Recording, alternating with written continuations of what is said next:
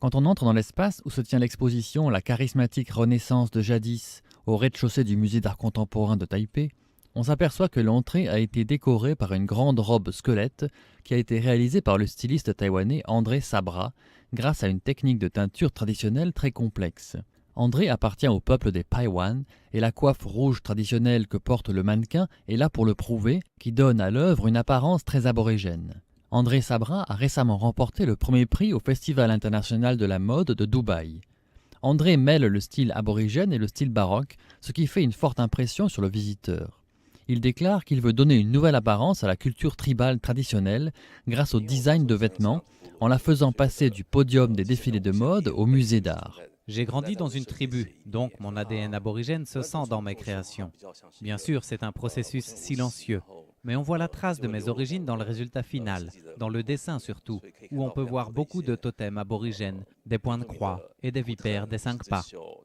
L'artiste Chen Zongping ajoute quant à elle des éléments naturels typiquement taïwanais à ses tissus traditionnels. Depuis les fleurs que l'on peut voir tous les jours à Taïwan jusqu'aux fleurs de haute montagne, telles les azalées, les gentianes d'Alishan ou les orchidées des cimes, toutes ces fleurs forment les éléments décoratifs qu'elle emploie dans ses œuvres. Mon souhait est qu'à travers ces tissus remplis de fleurs typiques de Taïwan, tout le monde puisse se rendre compte que nous avons non seulement des arts traditionnels qui valent le détour, mais aussi un environnement et des paysages magnifiques. L'artiste Lin Shuling, pour sa part, crée des œuvres à base d'argile, mais crée aussi des œuvres tressées à partir de bandes plastiques. Son œuvre La Mer Blanche a été tressée à l'aide de bandes plastiques traditionnellement employées dans l'emballage des colis. L'œuvre vise à apporter un témoignage à la mort des coraux en mer. Son œuvre Fleurs de printemps chatoyantes, enfin, réunit plusieurs types de fleurs tressées ensemble et illuminées de l'intérieur. Les objets et matériaux traditionnels ont une utilité définie et fixe qui a déterminé leur forme.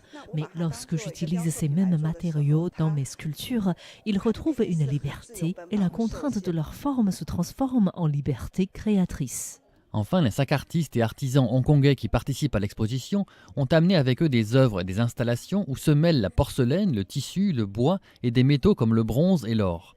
Ces œuvres visent à définir une nouvelle mode pour un nouveau millénaire.